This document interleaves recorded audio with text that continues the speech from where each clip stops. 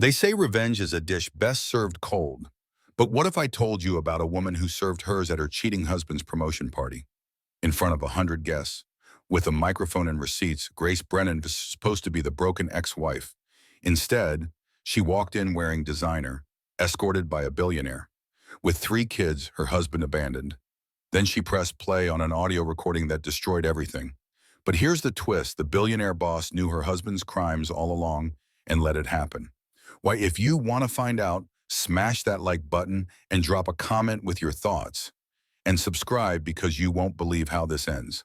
They say your life can change in a single moment. Mine changed in 3 seconds. 3 seconds to read a text message. 3 seconds to realize the last 8 years were a lie. And 3 seconds to decide I was done being silent. But I'm getting ahead of myself. Let me take you back to where it all began. 48 hours before I stood at that podium with a microphone in my trembling hand, about to detonate my entire existence. It was a Thursday morning in October, the kind of crisp autumn day that makes you believe in fresh starts and second chances. I was in my kitchen, the heart of our suburban Connecticut home, making breakfast while my 6-year-old daughter Ruby practiced her spelling words at the table. "Mommy, how do you spell beautiful?" Ruby asked, her blonde pigtails bouncing as she looked up from her homework. "Beautiful," I said, flipping a pancake. "Just like you, sweetheart." She giggled, and that sound, that pure innocent joy, was everything to me. It was why I'd worked so hard to build this life, to maintain this picture-perfect family. My husband Todd walked into the kitchen, already dressed in his charcoal gray suit, the one that cost more than my monthly teaching salary. He barely glanced at Ruby as he grabbed his coffee, his attention fixed on his phone screen. "Morning," I said, sliding a plate of pancakes towards him. "Can't, running late." He kissed the top of my head absently, the gesture so mechanical it might as well have been performed by a robot. "Don't forget, I'll be late again tonight. Big case, Iwishi." I watched him grab his briefcase and head for the door, and something inside me whispered that this wasn't right. But I pushed it down, the way I'd been pushing down doubts for months now. Marriage required work, sacrifice, understanding. That's what the counseling books said. After dropping Ruby at school, I drove to Riverside High, where I taught art to teenagers who mostly considered my class an easy elective. But I loved it. I loved watching kids who thought they had no creative bone in their bodies suddenly discover they could make something beautiful. I was setting up for my third period class when my best friend Bethany texted me. We'd known each other since college, back when life felt full of possibility instead of routine. "Coffee after school important?" Something about that single word, important, made my stomach clench. But I texted back a yes and tried to focus on teaching about color theory and complementary shades. That afternoon, I met Bethany at our usual spot, a small cafe 3 blocks from the hospital where she worked as a nurse. She was already there when I arrived, stirring her latte with a wooden stick, her face tight with an expression I couldn't quite read. "What's wrong?" I asked, sliding into the booth across from her. Bethany looked at me, and I saw something in her eyes I'd never seen before. Pity. "Gracie, I love you. So I'm saying this," she began, and my heart started racing. "Todd's been seen at the Laurent Hotel 3 times in the past 2 weeks, with a brunette." The cafe sounds faded to white noise. "Todd has client dinners. That's probably just a colleague, or..." "At 11 p.m. on your anniversary, my anniversary, October 15th. The night Todd said he had an emergency client meeting and came home at 1 in the morning smelling like perfume that wasn't mine. I have a friend who works reception there," Bethany continued gently. "They checked in together. Grace, same room." I set down my coffee cup because my hands had started shaking. "Are you sure?" "I wouldn't tell you if I wasn't sure. I'm sorry. I'm so sorry." I drove home in a daze, Bethany's words echoing in my head. When I pulled into our driveway, I sat in the car for 10 minutes, staring at our house. The house Todd and I had bought 5 years ago. The house where we'd brought Ruby home from the hospital. The house where I'd believed we were building a life together. That belief was about to shatter into 1,000 irreparable pieces. I walked inside, my feet carrying me on autopilot to Todd's home office. The door was usually locked. but today it stood slightly ajar. He must have forgotten in his rush this morning. My hands shook as I stepped inside. His desk was immaculate, everything in its place. His law degrees hanging on the wall like monuments to his success. I opened the top drawer. Pens, paper clips, business cards. The second drawer was locked. I found the key in his desk organizer, hidden inside a container of binder clips. My heart pounded so hard I could hear it in my ears as I turned the key. Inside was a phone, not Todd's regular iPhone with the black case. This was a cheap burner phone, the kind people used when they didn't want to be traced. I picked it up with trembling fingers. The screen lit up, no password protection, and there, then staring back at me, were 47 unread messages from a contact labeled simply CD. I opened the messages, and my entire world collapsed. The first message I read made my vision blur. Baby, I can't wait until she's gone. How much longer? Todd's response. After the promotion party, then I'll file. She'll get nothing. I scrolled up, my breath coming in short gasps. There were hundreds of messages, going back nearly a year of lies, of late nights I'd believed were work, of perfume I'd convinced myself meant nothing. Your dad's lawyer already has the paperwork. CD had written 3 weeks ago, adding a winking emoji that made me want to vomit. Offshore accounts are clean. She signed the prenup drunk. Remember, she's screwed. The prenup. God, the prenup. I barely remembered signing it the night before our rehearsal dinner 8 years ago. I'd had too much wine, been too excited about the wedding, too in love to read the fine print. Todd had assured me it was just a formality, that his father insisted on it for tax purposes. I kept scrolling, each message a knife to the heart. Can't wait to be Mrs. Brennan #2, this time with someone worthy. I dropped the phone, my hands shaking so violently I couldn't hold it. This wasn't just an affair. This was a calculated execution of our marriage, planned down to the last detail. I forced myself to keep looking through the drawer. Underneath the phone was a manila folder. Inside were bank statements I'd never seen before. Accounts in Todd's name only, showing regular transfers from our joint account over the past 2 years. $67,000, gone. Moved to accounts I didn't even know existed. There were photos too. Claire, that's what CD stood for. Wearing my pearl necklace, the one Todd said he'd lost 6 months ago. Claire in our bed, in our home, in the life I thought was mine. I sat on the floor of Todd's office. The evidence scattered around me and something inside me broke. Not my heart. That was too simple. Something deeper. The foundation of who I thought I was. The woman who'd believed in love and partnership and building a life together. That woman was gone, and I didn't know who I was without her. My phone buzzed. A text from the school, Ruby has a fever. Please come pick her up. I wiped my eyes, shoved the phone and papers back in the drawer, locked it, and stood up. My daughter needed me. I could fall apart later. When I got to the school, Ruby was in the nurse's office, looking small and pale. Mommy, she said, reaching for me, and I gathered her in my arms, breathing in the strawberry scent of her shampoo. I've got you, baby, I whispered. Mommy's got you. I took her home, gave her medicine, tucked her into bed with her favorite stuffed elephant. She fell asleep holding my hand, and I sat there watching her breathe. This perfect little person Todd had just called a mistake in those text messages. My phone rang. My mother. I almost didn't answer, but something made me pick up. Hi, Mom, I said softly. There was a pause. Then, who is this? Why do you have my daughter's phone? My mother had dementia. Early onset, diagnosed 2 years ago. Most days she knew me, but sometimes, like today, she didn't. And today, of all days, when I needed my mother more than I'd needed her since I was a child, she didn't even know who I was. It's Grace, Mom, your daughter. I don't have a daughter, she said, confused and frightened. Oh, bail Amy. She hung up. I sat there in Ruby's room, my daughter asleep beside me, and felt the weight of complete isolation. My husband was leaving me. My mother didn't know me, and I had $847 in the joint account Todd hadn't drained yet. That night, after Ruby's fever broke and she was sleeping soundly, I called Bethany. Can you come over? I asked, my voice hollow.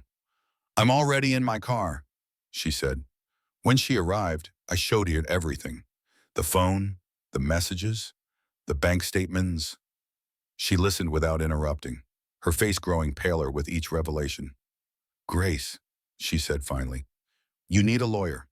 Now, I can't afford a lawyer. Todd took everything. Remember Mitch Sullivan from college? I did remember Mitch. He'd been in our study group, had gone on to become a divorce attorney. We'd kept in touch through Christmas cards and occasional Facebook likes.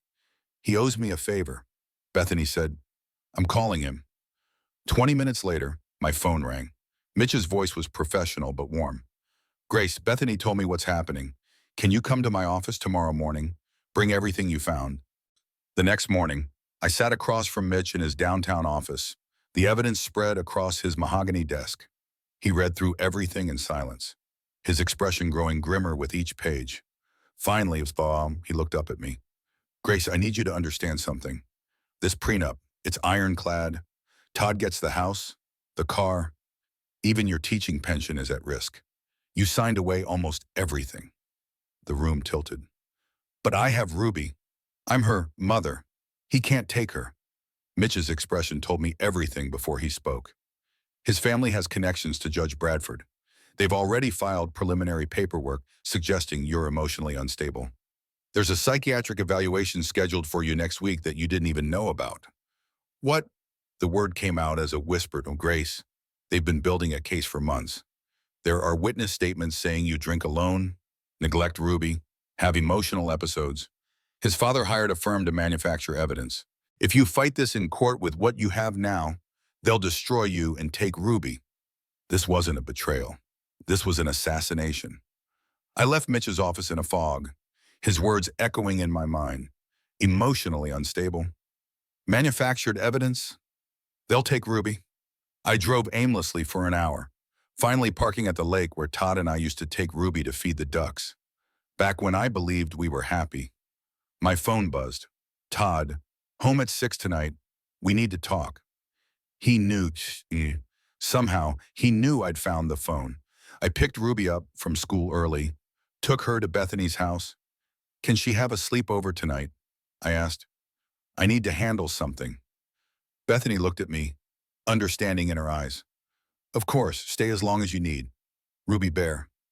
Ruby hugged me goodbye, and I held on longer than usual. I love you more than anything in this world. I whispered into her hair. I know, Mommy, she said simply, with the absolute faith only a 6-year-old can have. I drove home and waited. At exactly 6:15, Todd's Mercedes pulled into the driveway. I watched him walk up the path, briefcase in hand, the picture of a successful attorney coming home after a long day.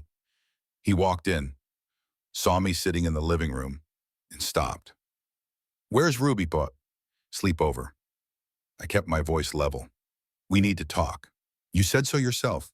Todd set down his briefcase, loosened his tie. Grace, I think we both know this isn't working anymore. I found your phone. He didn't even flinch, didn't pretend to be confused or caught off guard. Instead, he smiled, actually smiled. Good, saves me the trouble of explaining. He poured himself a scotch from the bar cart, taking his time. I'm done pretending. Grace, I need a partner, not a charity case. Claire gets it. She understands ambition, success. You've been content teaching art to teenagers for 8 years. You've been a placeholder. The casual cruelty of it took my breath away. Ruby is your daughter. Ruby will be fine. She'll adjust. Kids are resilient. Besides, Claire's pregnant. He said it so matter-of-factly, like he was discussing the weather. That baby will be the one I actually planned. Ruby was a mistake I made when I thought I loved you. I stood up, my whole body shaking. I'll fight you. Ruby is my daughter. Todd laughed, the sound cold and sharp. Fight me with what you have, no money. The prenup gives you almost nothing. My father's lawyers are already building a case that you're an unfit mother. And just so you know, Judge Bradford plays golf with my dad every Sunday. You really think you can win? You're a monster. I'm a realist. You were good enough when I was nobody. Grace, but I'm a senior partner now. I need a wife who looks good at firm events, who comes from money, who doesn't smell like chalk and paint. Claire's father owns 3 hospitals. You, your mom's rotting away in a state facility with dementia. He finished his scotch. I upgraded. I slapped him. My palm connected with his cheek before I even realized I'd moved. Todd's eyes went dark. He grabbed my wrist, not hard enough to bruise, but firm enough to make his point. That was stupid. I'll add domestic violence to the filing. My lawyer will have fun with that. He released me, straightened his tie. Oh, and Grace, my promotion party is tomorrow night. You're still coming? You'll smile for the cameras, play the good wife one last time. If you don't show, I'll tell Judge Bradford you abandoned the marriage, and I'll file for emergency custody Monday morning. You can't force me to go to your party. Can't I show up and play nice or lose Ruby? Your choice. He picked up his briefcase. I'm staying at a hotel tonight. Claire's hotel. Actually, think about what I said. Think about Ruby. He walked out, leaving me standing in our living room, every word he'd said burning like acid. I called Bethany. He threatened to take Ruby if I don't go to his party tomorrow night. Then don't go. We'll get a restraining order. His father has Judge Bradford in his pocket. Mitch said if I fight this wrong, they'll destroy me. There was a long silence. Then Bethany said, what if you expose him at the party in front of his boss, his colleagues, ruin his reputation? Then what? He still has the lawyers, the money, the prenup. I'd just be the crazy scorned wife. So you're giving up? I looked around our living room, at the photos on the walls, Ruby as a baby, our wedding day, Todd and me at the beach, smiling like we meant it. What choice do I have? Bethany was quiet for a moment. Then I know someone, a private investigator. He's expensive, but I'll pay. Let me make a call. An hour later, a man named Victor Hayes sat in my kitchen, reviewing the evidence I'd gathered. He was in his 50s, gray hair, sharp eyes that missed nothing. Mrs. Brennan, he said finally, your husband's not just cheating, he's embezzling from his own firm. I've been investigating Crawford and Associates for another client. Todd's name came up. He and Claire Davidson have been moving money through shell companies for over a year. They're planning to run to the Cayman Islands after your divorce is finalized. For the first time in days, I felt something other than despair. Can we use this? Maybe. But his boss, Nathaniel Crawford, he's powerful. If we accuse Todd without concrete proof, Crawford will bury us to protect the firm's reputation. So what do I do? Victor leaned forward. You go to that party, you wear a wire, you get Todd to confess on tape, then you expose him publicly, in front of everyone. Use the embarrassment, the scandal, to force better divorce terms. That's insane. That's survival, Victor said. Mrs. Brennan, you asked what choice you have. This is it. Fight back or lose everything. I thought about Ruby, about the life Todd was planning without us, about being erased, forgotten, replaced. I'll do it, I said. The next morning, I woke up with a clarity I hadn't felt in months. Fear was still there, coiled in my stomach like a snake, but underneath it was something harder. Anger, determination, the absolute refusal to let Todd Brennan erase me without a fight. Victor arrived at 10 with the equipment.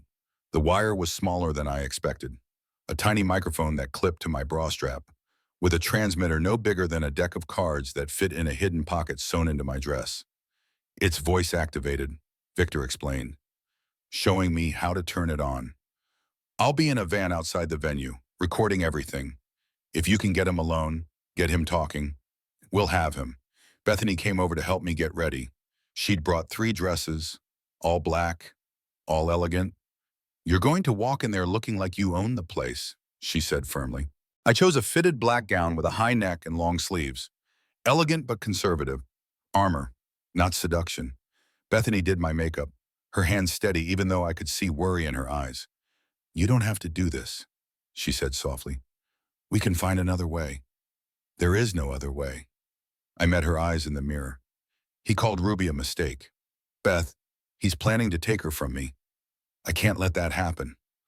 Ruby was still at Bethany's house with her husband watching her. I'd told my daughter I had to go to a party for Daddy's work. that I'd see her tomorrow. She'd hugged me tight, and I'd memorized the feeling, just in case everything went wrong tonight. At 7:30, I stood in front of the mirror, barely recognizing myself.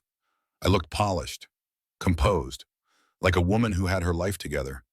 The wire was invisible under my dress, the transmitter hidden perfectly. "You can do this," I whispered to my reflection. My phone buzzed. "Todd, car's outside, don't be late." I took a deep breath, picked up in a clutch, and walked out to face the man who'd planned my destruction. Todd was waiting in the back of a town car, already on his phone. He barely looked at me as I slid in beside him. "You look acceptable," he said, not as a compliment, but as an assessment. "Remember, smile, laugh at my jokes, don't embarrass me." I said nothing, just watched the city lights blur past as we drove to the venue. The party was at the Riverside Tower, a luxury building downtown with a rooftop venue that overlooked the city.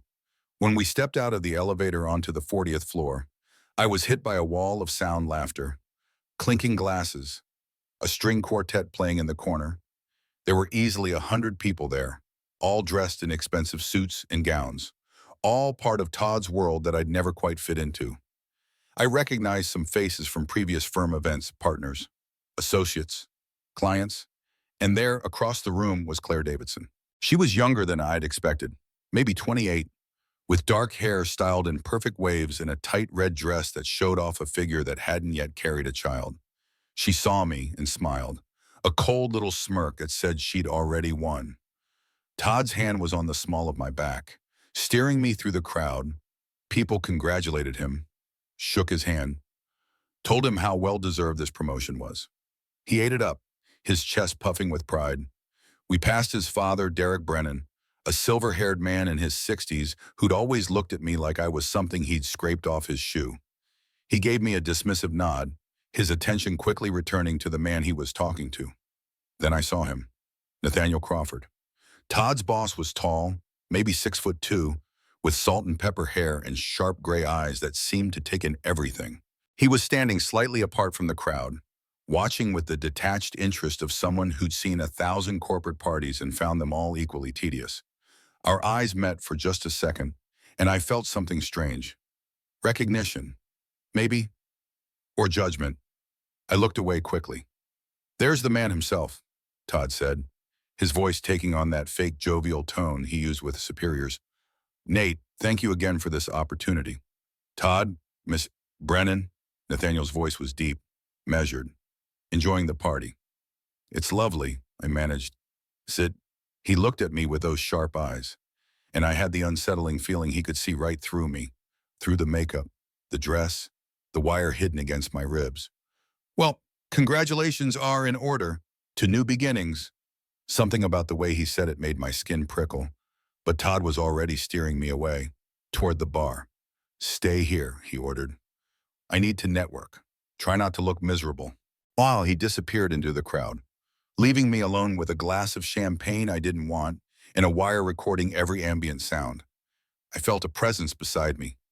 Claire Davidson, smiling that cold smile. "Grace, right? Todd's told me so much about you." "I'm sure he has." "It must be hard," she continued, her voice dripping with false sympathy, "knowing you're being replaced. But honestly, it's for the best.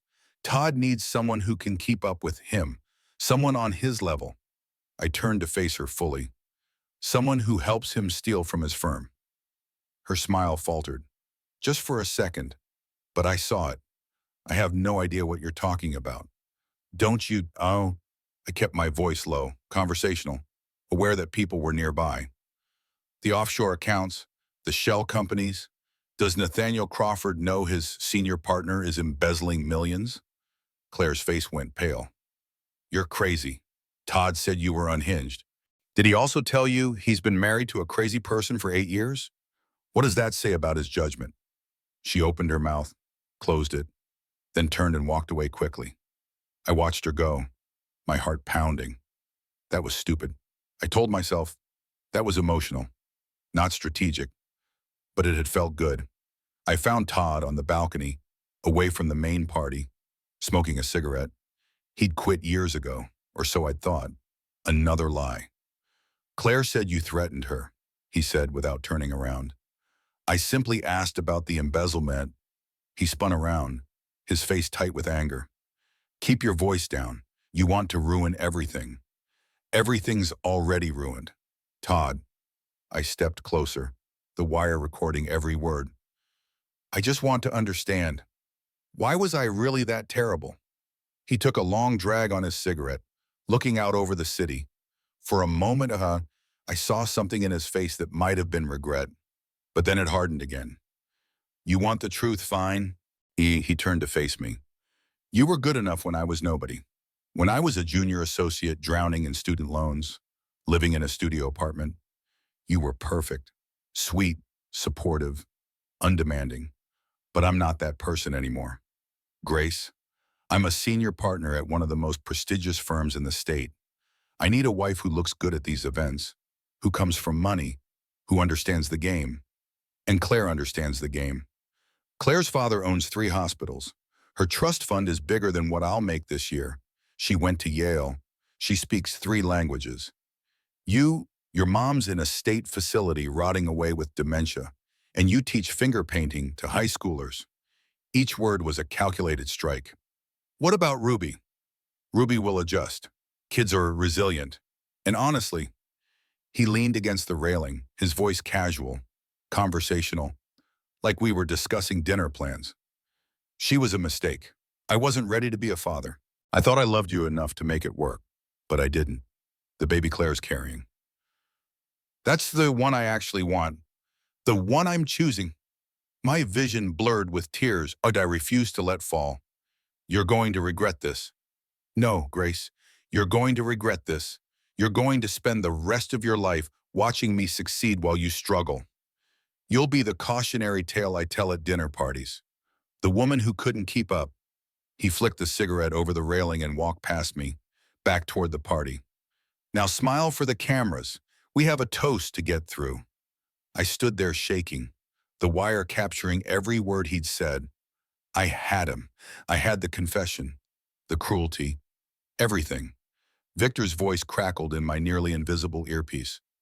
That's perfect, Grace. We have everything. You can leave now. But I didn't leave. Something in me, some part that had been pushed down and silent for too long, refused to walk away quietly. I followed Todd back inside. The party had reached that peak moment of celebration. The crowd gathered around as Nathaniel Crawford prepared to give a speech. Ladies and gentlemen, Nathaniel said, his voice carrying easily over the crowd. Tonight we celebrate not just a promotion, but the recognition of excellence. Todd Brennan has been an invaluable asset to Crawford and Associates. The crowd applauded. Todd stood at the front, basking in it. Claire by his side now, her hand on his arm proprietarily. Nathaniel continued. Success in our field requires not just skill, but integrity. The ability to be trusted with our clients' most important matters. Something in his tone made me look at him more closely. There was an edge there, subtle but present. So please, join me in raising your glasses to Todd Brennan, our newest senior partner. Everyone raised their glasses. Todd was beaming, and I made my decision. I walked toward the small stage area where Nathaniel stood. People turned to look at me, confused. Todd's expression shifted from triumph to confusion to alarm. Excuse me, I said, my voice surprisingly steady. Before we finish celebrating, I have a presentation for my husband. The room fell silent. Nathaniel looked at me with those sharp gray eyes, and I saw something there. Not surprise, interest. Grace, Todd said, his voice tight with warning. What are you doing? Sharing. I pulled out my phone, connected it to the AV system that had been displaying photos of Todd's career highlights. Todd, you once told me I was your everything. Tonight, I'd like to show everyone what you really think. I pressed play. Todd's voice filled the room, crystal clear through the expensive sound system. You were good enough when I was nobody. I need a wife who looks good at these events, who comes from money. Your mom's rotting away with dementia. Ruby was a mistake. The baby Claire's carrying. That's the one I actually want. The silence was deafening. Then the room erupted. Gasps, whispers, people pulling out phones to record. Claire had gone white, backing away from Todd. Derek Brennan looked like he'd been struck. "That's private," Todd shouted, rushing toward me. "You can't, that's illegal recording. Connecticut is a one-party consent state," I said calmly. I was part of the conversation. It's perfectly legal. Security moved to intervene, but Nathaniel held up a hand. "Let her finish." I switched to the second file. Financial records appeared on the screen. Transactions, offshore accounts, shell companies. Todd's been stealing from Crawford and Associates for 18 months, $2.4 million, funneled through accounts in the Cayman Islands. Claire Davidson helped. They were planning to flee next month. The room exploded. Todd lunged for the stage, but security grabbed him now. "You bitch! You're insane! This is a setup!" Claire was crying, mascara running down her face. "I didn't know Todd said it was legal. I didn't—" Nathaniel Crawford stepped forward, his face carved from stone. "Mrs. Brennan, may I see those documents?" My hands shook as I handed him my phone. He scrolled through, his expression unreadable. Then he looked at Todd. "You're fired, and you're under arrest." Two men in suits stepped forward, FBI badges glinting. They weren't security, they were federal agents. As they handcuffed Todd, who was screaming about lawyers and his father's connections, Nathaniel turned to me. "Mrs. Brennan, I need to speak with you privately, now." Nathaniel's office was on the 39th floor, one level below the party. The sounds of case, of Todd being led away in handcuffs, of Claire sobbing, of guests frantically making calls, faded as the elevator doors closed. We rode down in silence, Nathaniel standing across from me, his expression unreadable. My hands were still shaking. The adrenaline that had carried me through the confrontation was fading, leaving me hollow and terrified. What had I done? Yes. I'd exposed Todd, but at what cost? His father still had connections. The prenup still existed. I might have just made everything worse. The elevator dinged. Nathaniel led me down a quiet hallway to a corner office with floor-to-ceiling windows overlooking the city. He gestured to a chair across from his desk. "Sit, please." I sat, perched on the edge of the leather chair, my clutch held tight in my lap like a shield. Nathaniel poured 2 glasses of water from a carafe on his desk, handed me one. I took it with trembling hands. "I've known about Todd's embezzlement for 6 weeks," he said quietly. I stared at him. "What?" "I've been building a case, gathering evidence, working with the FBI. What you showed up there, I already knew most of it." The water glass nearly slipped from my hands. "Then why didn't you stop him? Why let it get this far?" Nathaniel was quiet for a long moment, looking out at the city lights. "Because I needed him to confess publicly, but also because I was a coward." "I don't understand." He turned to face me, and for the first time I saw past the composed exterior to something raw underneath. "My wife died 3 years ago. Ovarian cancer. Stage 4 by the time they found it. She died 6 months later, in pain, and there was nothing I could do." "I'm sorry, Upwish," I whispered. "I buried myself in work, built this firm into something bigger, more successful. Like that would somehow matter. Todd was my protege. I trusted him with everything, and he stole from the firm I built in her name." His jaw tightened. "When I found out what he was doing, I should have acted immediately. But I wanted more than justice. I wanted humiliation. I wanted him destroyed the way he'd destroyed my trust." He pulled a folder from his desk, slid it across to me. "But in pursuing that, I let him hurt you. I knew about the affair, the offshore accounts, the divorce plans. I could have warned you months ago. I didn't, and I'm sorry." I opened the folder with numb fingers. Inside were documents, legal papers, analysis reports. "Your prenup isn't valid," Nathaniel said quietly. "Todd forged your signature. I had it analyzed by 3 experts. The signature doesn't match your handwriting on any other legal document. He also forged psychiatric evaluation requests, fabricated witness statements. None of it will hold up in court." The room was spinning. "Why are you telling me this?" "Because you did what I couldn't. You fought back. You stood up in front of 100 people and told the truth, knowing it might cost you everything." He leaned forward. "Grace, you don't need me to save you, but I can give you tools. better lawyers than Mitch Sullivan. Though he's good, resources to fight Derek Brennan's money. Evidence that will destroy Todd's custody case. Why would you help me? Because I should have helped you sooner. His voice was rough with something that might have been guilt or grief or both. My wife, Sarah, she used to volunteer at a women's shelter. She'd come home and tell me stories about women trapped by men who use money and power as weapons. I always thought I was different, that I'd never let that happen in my orbit. But I did. I let Todd do exactly that to you. I looked down at the documents in my lap. What happens now? Now, Todd goes to federal prison for embezzlement, fraud, and a dozen other charges. Claire will likely get immunity for cooperating. Derek Brennan is currently being investigated by the IRS. His assets frozen. His lawyers are too busy saving themselves to help his son. Nathaniel's expression softened slightly. And you, Grace, you'll get full custody of Ruby. The house, the assets, everything Todd tried to steal. I'll make sure of it. I don't want your charity. It's not charity. It's restitution. He stood, walked to the window. Sarah would have liked you. She always said the strongest people are the ones who've been broken and chose to rebuild. I stood too, still clutching the folder. Mr. Crawford. Nate, please. Nate, thank you. But I need to know something. Did you really not know I'd be at that party tonight? Did you not know I'd have that evidence?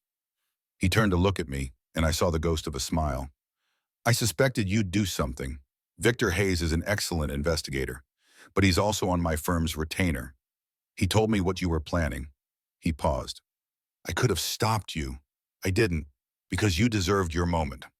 You deserved to take back your power. So this was all choreographed. No, the FBI was coming for Todd next week regardless. But what you did tonight, exposing him in front of everyone, that was all you. That was courage I didn't have. And there was something in his eyes, something vulnerable and real, that made me see him differently. Not as the intimidating billionaire boss, but as a man carrying his own scars. What happens to me, I asked quietly. After all this, when the dust settles and I'm alone with Ruby, trying to explain why her father's in prison. You rebuild, Nate said simply. You teach her that standing up for yourself isn't cruelty. It's survival. And you remember that being alone isn't the same as being lonely. He walked me to the door. Grace, I know you have no reason to trust me, but if you need anything at all, call me. He handed me a business card with a personal number handwritten on the back. Not as a client, as someone who understands what it's like to have your life shattered. I took the card, slipped it into my clutch. Thank you. As I turned to leave, he spoke again. One more thing. What you did tonight, that wasn't just exposing a cheating husband. That was refusing to be erased. Never forget that. The next morning, I woke up in Bethany's guest room to Ruby crawling into bed beside me. Mommy, you're still here, she said, snuggling close. I'm always here, baby. I kissed the top of her head, breathing in her strawberry shampoo smell. Always. Bethany knocked softly, came in with coffee. You're trending, she said, showing me her phone. My face was everywhere. The video someone had taken of my confrontation with Todd had gone viral overnight. Millions of views, comments ranging from supportive to vicious to everything in between. Brave woman exposes cheating husband, read one headline. Art teacher destroys lawyer's career. Read another. I didn't look at the comments. I didn't care what strangers thought. What mattered was Ruby, safe beside me, and the legal documents Nate had given me proving Todd's prenup was fraud. Mitch called at 9. Grace, I've been contacted by Crawford's legal team. They're offering full support. Top divorce attorneys, forensic accountants, everything. This changes everything. What about Judge Bradford? He recused himself this morning. Conflict of interest. We'll get a fair judge now. Over the next week, things moved quickly. Todd was denied bail. Flight risk. Claire took a plea deal, testified against him. The offshore accounts were frozen, the money traced and recovered. Derek Brennan's investigation revealed decades of tax fraud. His empire crumbled overnight, taking his ability to fund Todd's defense with it. I moved back into our house. Todd's things already removed by his attorney. Ruby asked where Daddy was, and I told her the truth, age appropriately. Daddy made some bad choices and has to go away for a while. Is it because of me? She asked, her little face worried. No, baby, never because of you. You are the best thing that ever happened to me. Daddy's choices are about him, not you. Yes, 2 weeks after the party, I was granted a temporary restraining order and full custody. The house, the assets, everything Todd had tried to steal was returned. I even got my pearl necklace back, photographed as evidence of Claire wearing stolen property. I should have felt victorious. Instead, I felt empty.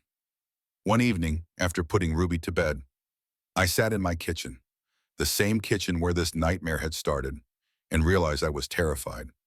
Not of Todd anymore, but of the future, of being alone, of raising Ruby by myself, of explaining someday why her father chose ambition over family. My phone rang. Nate Crawford. How are you holding up? He asked. Honestly, I don't know. That's fair.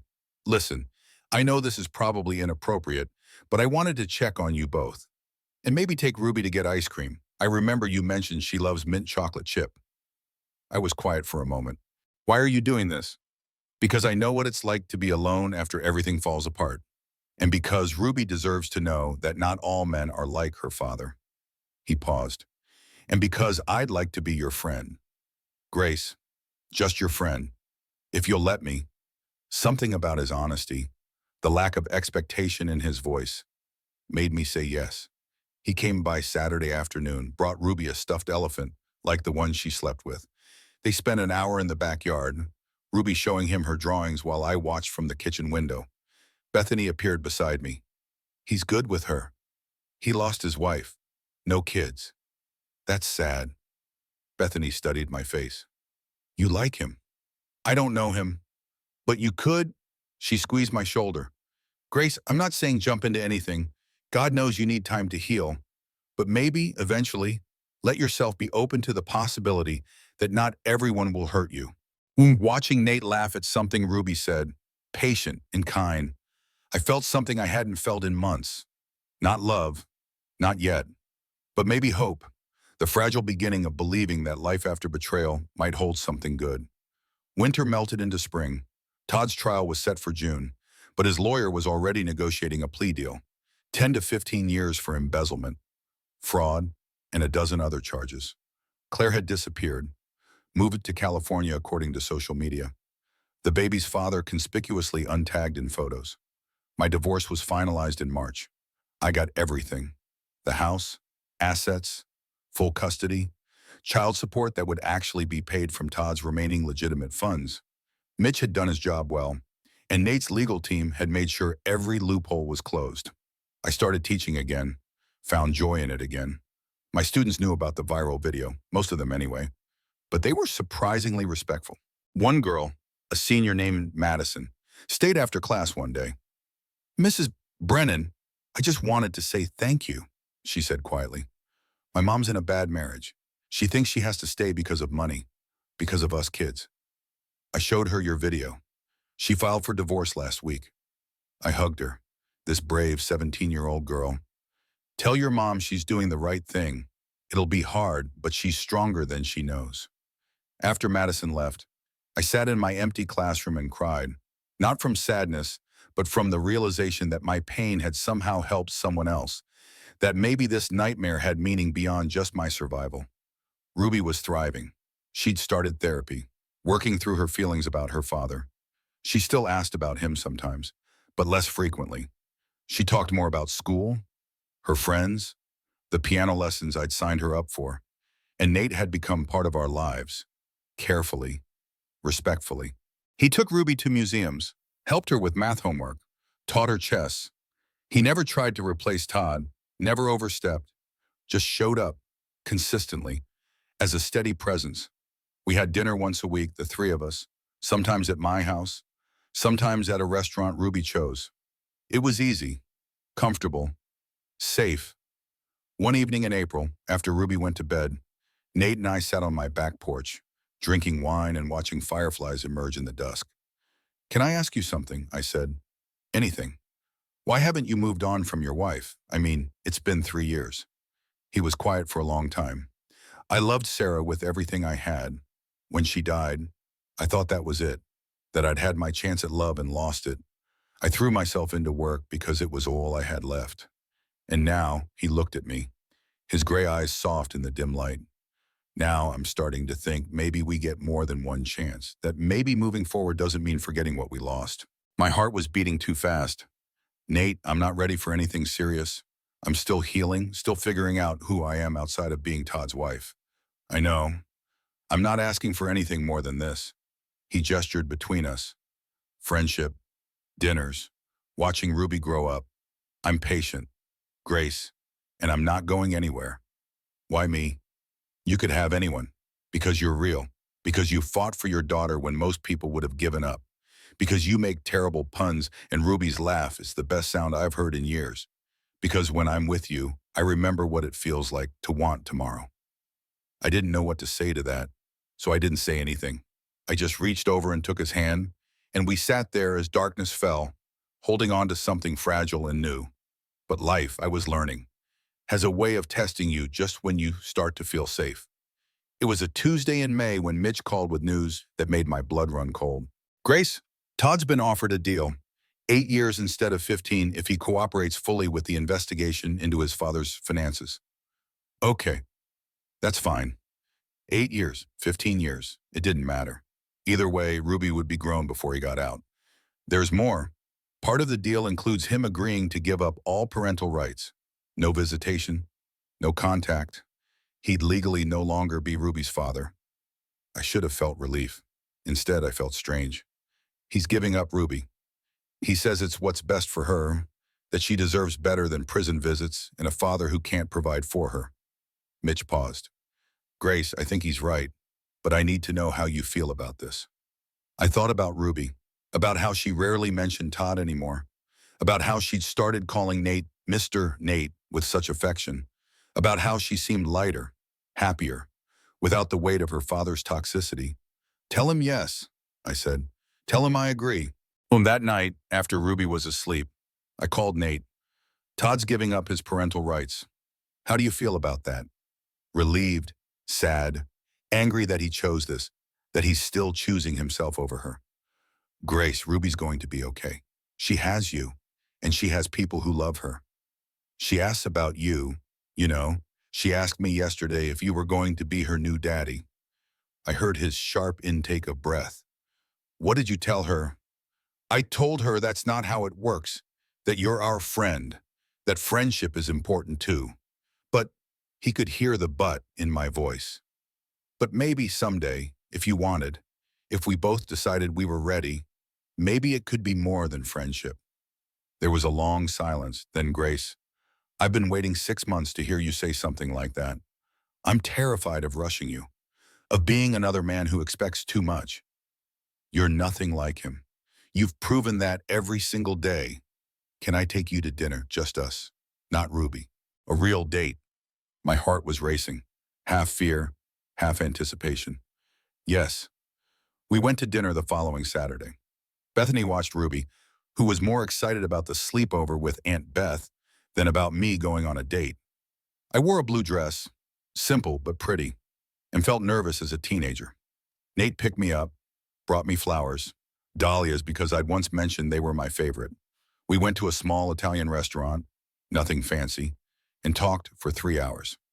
He told me about Sarah, about their life together, about the hole her death had left. I told him about my marriage, about the slow erosion of self that happened when you love someone who doesn't love you back. I'm scared, I admitted over dessert.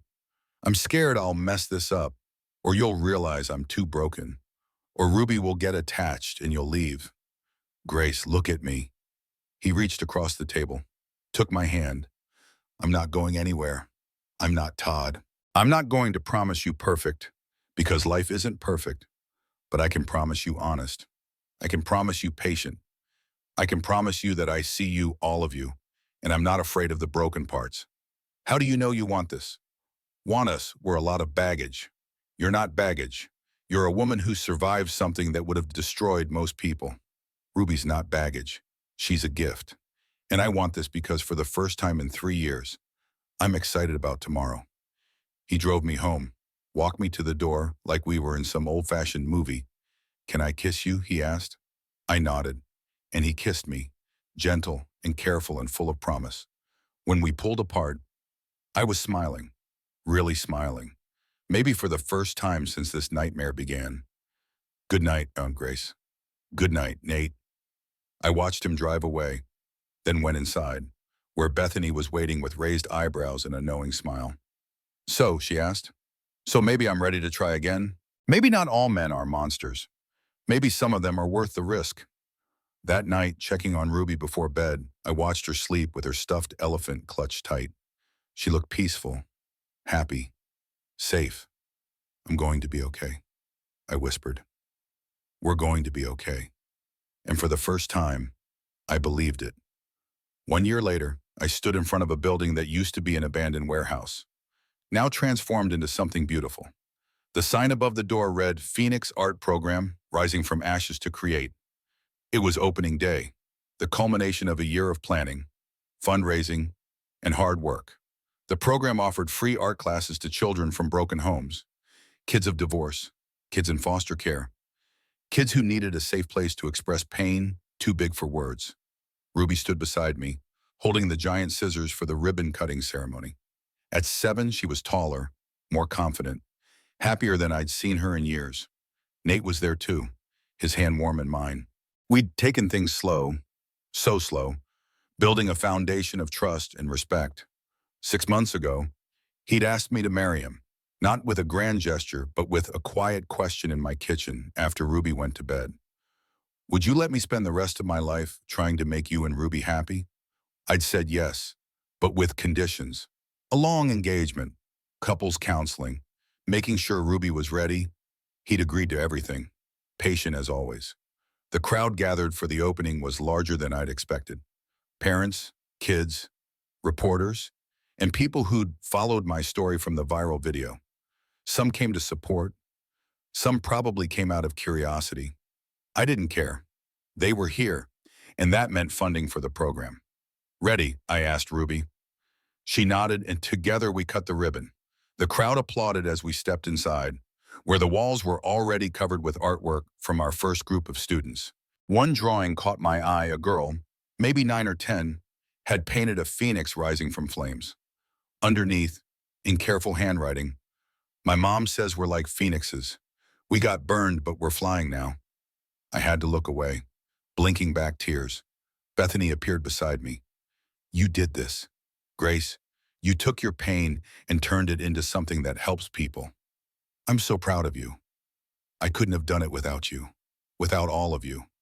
I looked around at the people who'd supported me, Bethany, Mitch, Victor, even Nate, who'd donated the building. That evening, after the opening, after the speeches and tours and exhausting socializing, it was just me, Nate, and Ruby at home. We made pizza together. Ruby's choice, her face covered in flour. Mommy, she said as we ate, Madison from your class, her little sister is coming to your program. She said you saved her family. I didn't save anyone, baby. Her mom saved herself. I just showed her it was possible. That's what saving is, Nate said quietly. Showing people they have the strength they thought they'd must. After Ruby went to bed, Nate and I sat on the back porch, the same place we'd had so many important conversations. I got an email from Todd's lawyer, I said. He wants to write to Ruby. From prison. He says he's sorry, that he's in therapy, that he wants her to know he loves her. What did you say? I said I'd save the letter. When she's older, 18 maybe, I'll give it to her. Let her decide if she wants a relationship with him. But not now, not when she's finally healing. That's fair. Is it? Sometimes I wonder if I'm being cruel, if I should give him a chance to be a father. Nate took my hand. Grace, he gave up that chance. He made his choices. Protecting Ruby isn't cruel. It's being her mother. She'll understand when she's older. And if she doesn't, we'll help her work through it. The casual use of the word still made my heart warm. We were a we now, building something together. I never thought I'd be here. I admitted. A year ago, I thought my life was over. I thought I'd lost everything. But you didn't lose yourself. That's what matters. I thought about the woman I'd been, The one who'd signed a prenup drunk and didn't ask questions. The one who'd made herself smaller to fit into Todd's life. That woman was gone, burned away in the fire of betrayal and public scandal. In her place was someone stronger, someone who ran an art program and fought for custody and learned to love again carefully. Someone Ruby could be proud of. Do you ever wonder what Sarah would think, I asked, about us? Nate was quiet for a moment. I think she'd be happy I found someone who makes me want to be better. Someone who understands loss and shows hope anyway. He kissed my forehead, and I think she'd really like you. The next morning, Ruby came running into the kitchen where I was making breakfast. Mommy, I had a dream about my art show. Mr. Nate was there, and you were there, and everyone clapped. Your art show isn't for 3 months, baby. I know, but I'm already excited. She paused, her little face serious. Mommy, are you happy now? The question caught me off guard. Yes, sweetheart, I'm happy now. Good, because you smile more, and you don't cry when you think I'm sleeping anymore. Kids notice everything. I'm sorry you had to see Mommy sad. It's okay. Aunt Beth says being sad sometimes makes us stronger, like superheroes who get hurt but come back better. Out of the mouths of babes. Aunt Beth is very smart. Later that day, I got an email from Madison, the student whose mother I'd inspired. Her mom was finishing her degree, had a new job, and was taking Madison and her sister to Disney World. My mom says you changed our lives, Madison wrote. Thank you for being brave. So I sat at my desk, reading and rereading that email, and realized something profound. Todd had tried to erase me, to make me nothing, to destroy me completely. He'd failed. Not just failed, but his attempt to destroy me had somehow created something bigger than myself. The Phoenix Art Program was helping kids. My story was helping women leave bad marriages. Ruby was thriving, and I was in love with a good man who treated us both with respect and kindness. That's when I understood the real ending to my story. It wasn't about revenge or justice or even love. It was about refusing to be erased, about standing up in front of 100 people and saying, I matter, my pain matters, and I refuse to disappear quietly. 3 months later, at Ruby's art show, surrounded by her paintings and drawings and sculptures, I watched her beam with pride as people admired her work. Nate stood beside me, his arm around my waist, and I felt something I hadn't felt in years complete. Not because a man loved me, though that was nice. Not because I defeated Todd, though that brought its own satisfaction. But because I discovered something essential where I didn't need anyone to complete me. I was already whole. The love, the family, the happiness. Those were additions to a life I'd rebuilt from nothing. As we drove home that night, Ruby asleep in the back seat, Nate reached over and took my hand. Happy, he asked. Yes, I said, and meant it, because I'd learned the most important lesson of all. You can't destroy someone who refuses to stay broken. You can't erase someone who insists on being seen. And you can't keep someone down who's discovered she was never as weak as she believed. I was Grace Brennan, survivor of betrayal, mother of an incredible daughter, advocate for broken families learning to heal. I was flawed and scarred and still figuring things out. But I was standing, I was fighting, I was living. And that, in the end, was everything.